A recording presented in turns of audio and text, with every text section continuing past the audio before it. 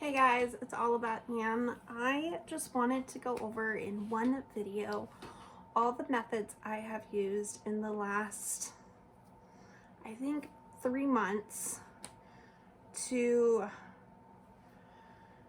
take out, I want to say 25% of my things if I completely was able to move them all into one location.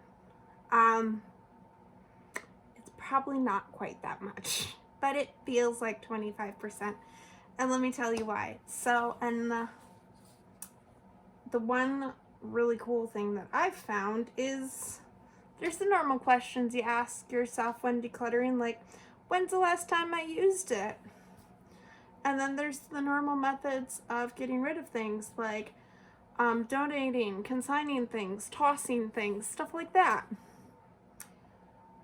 But I decided to add 2 new things and 2 new questions with follow-ups. And that made all the difference. So let's get into it. So, first question, and the fun thing about this question is if you follow I think it used to be called the Suitcase Designer. I can't remember what she calls her channel now. I followed her so much when she was called the Suitcase Designer that I can't think of what she calls her channel now. Anyway, it's April Sandy. Maybe it is still called the Suitcase Designer. But she's been touching on it in her current Roberta series, which, whether it's my cup of tea most of the time because extra clutter gives me a certain anxiety, but I cheer on her. I cheer on all of her clients from the sidelines. But the question is this a project? And this has come up in the last video. I don't know what day it was posted. It is December 11th, 2025 when I'm filming this. But yeah, the question is this a project? And the reason why this is a reasonable question is when you have a cross-stitch kit, when you have a face mask, when you have even I view these as projects too, like when you have a book to read, when you have a game you've never played before, whether it's a digital game like on a Switch or a physical game like a board game, a puzzle, insert anything. Is it a project? Is this something that is not in your normal set of habits and you would have to add this in? And you could have bought it with all the good intentions in the world, but now it's just not something that you're reaching for. Is it a project? The follow-up question for this one, which both questions do have a follow-up question, is do I still want to do the project? The thing that I found out when I was decluttering, and I went through everything in this room, and I went through darn near everything else. Well, I think I went through everything else in the rest of the house. I didn't get to the garage. And if I did, it wasn't as thorough of a pass as I wanted to. But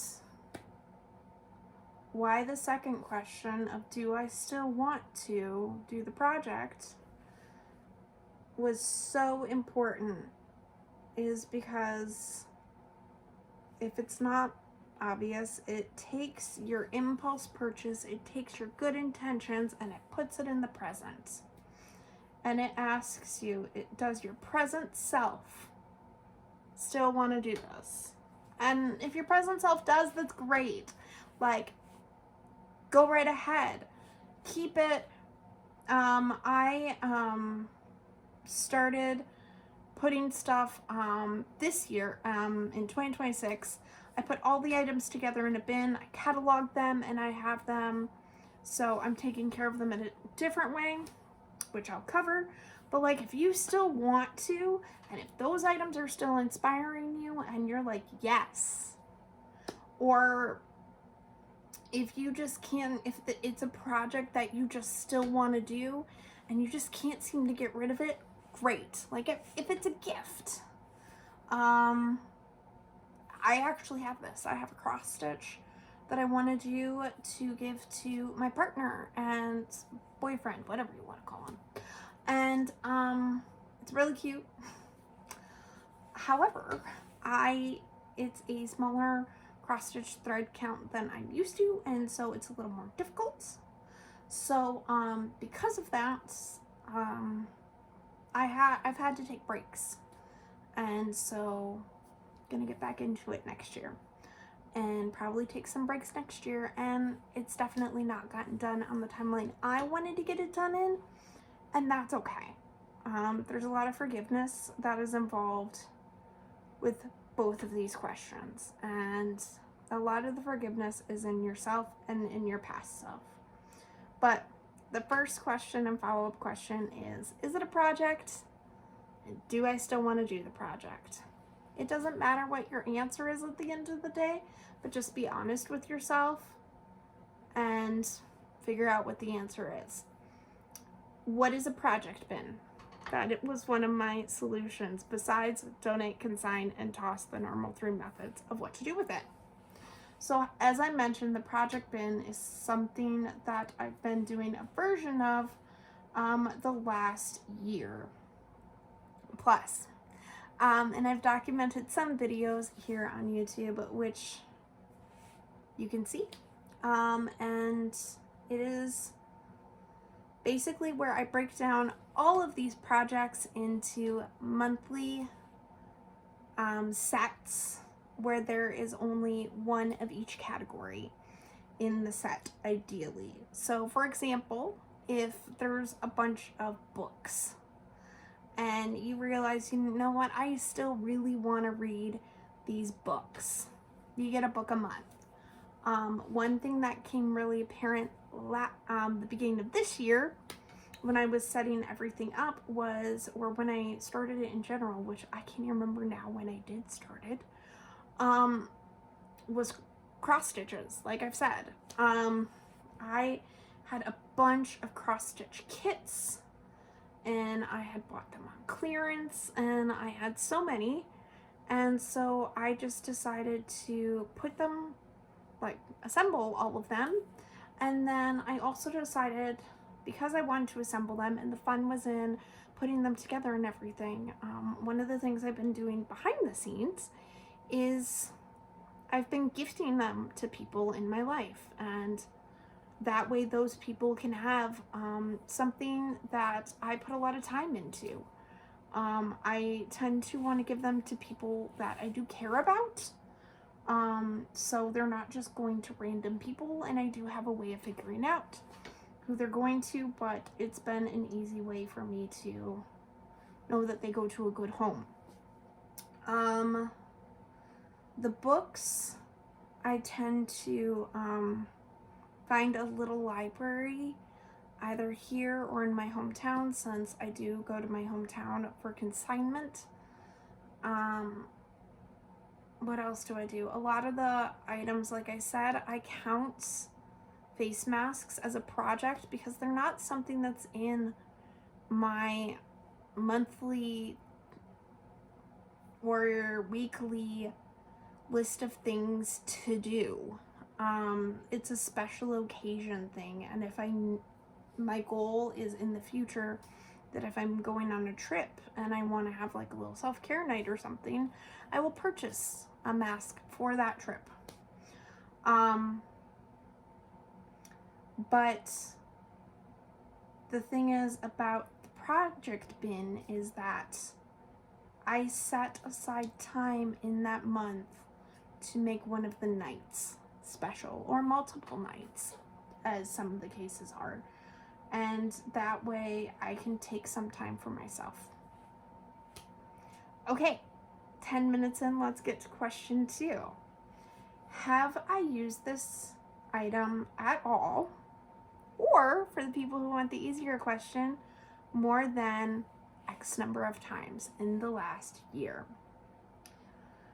This was a really easy question for me because I moved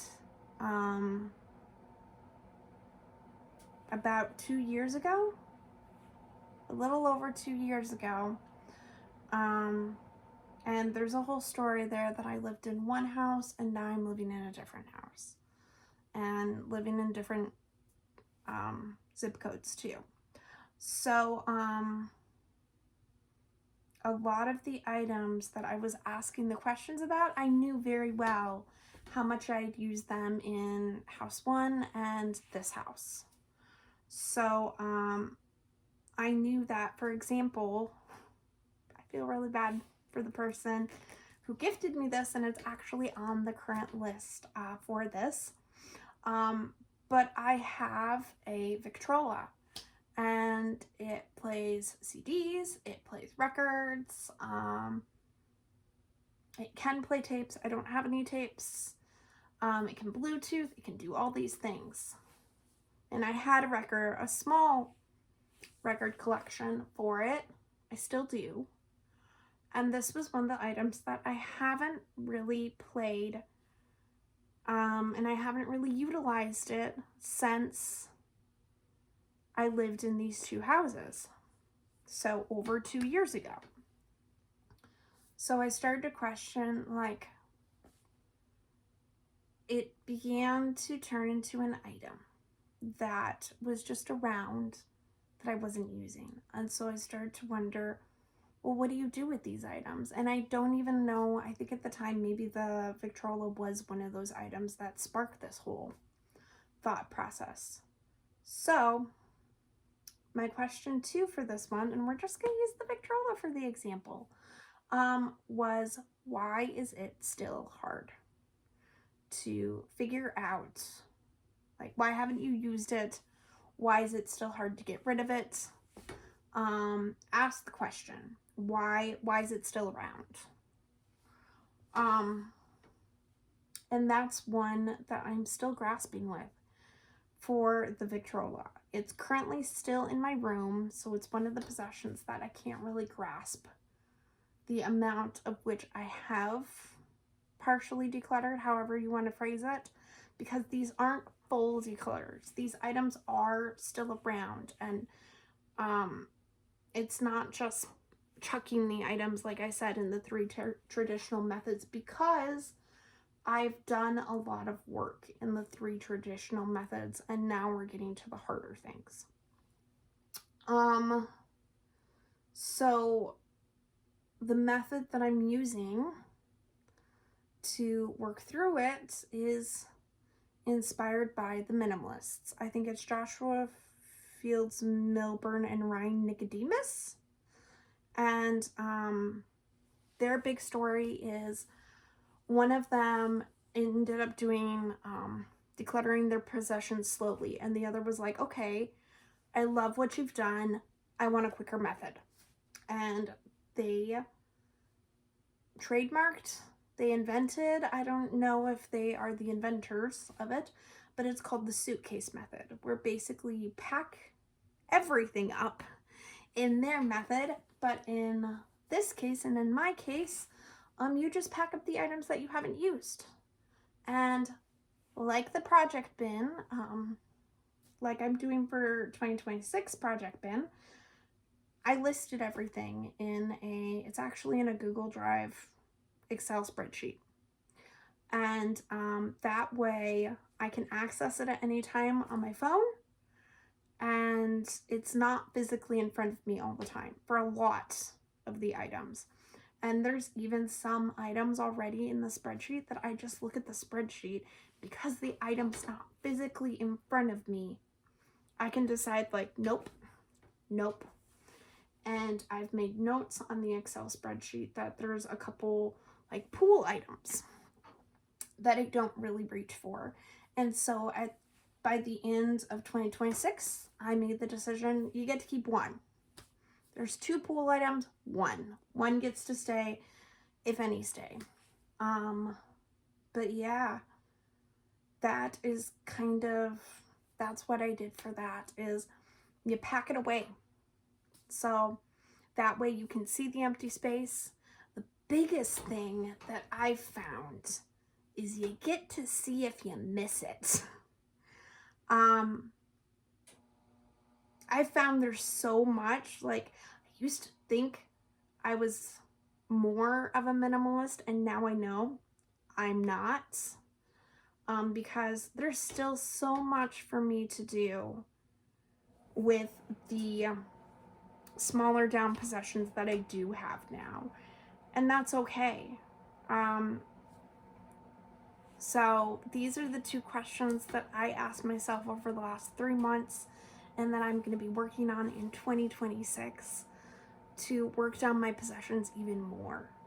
If you guys have any other ideas, I may have another video coming, and it's going to take some work, so I don't know when it's going to come out. It's probably not going to come out until way later in 2026, because I have to work on it. Like I said, it is a project, and I have decided I do want to do it, and it's something that I've actually been dissuaded from doing in the past by personal friends and such like that. And I decided, you know what? No, like, we get to decide what we want to do, and this is something that I do want to do. So I am going to cover that in a future video. I may not have the final product. If you guys would like it earlier, please let me know. And if you found this video helpful, let me know that too. Again, the questions are: 1, is it a project? Follow up, do I still want to do that project? If you do, one good idea to take care of it might be a project bin. One follow-up I did not talk about is when you list all the items in the Excel spreadsheet, you can break them down into month by month, and you can pull them out of the bin as each month comes. That's what I'm doing this next year. Second question is, have I used this at all in the last year, or have I used it more than number of times in the last year? Follow-up question: why am I not using it? Why is it hard to get rid of? And then the practical method for it is try the suitcase method. Try packing it away in some way, shape, or form, and seeing if you miss it. If you don't miss it, or in the case of my Victrola, one thing that I've really thought about is getting a speaker, just a Bluetooth speaker, because that's the most that I use it for. Will I miss my records? Probably a little bit. Will I want to rehome them to a friend just so I know that they still get some love? Quite possibly. But the other big thing is, once you rehome things, you gotta let them go, and whether they keep them around or not, that's their choice. But I hope these questions get you thinking. They've got me thinking, and I'll see you later. Bye.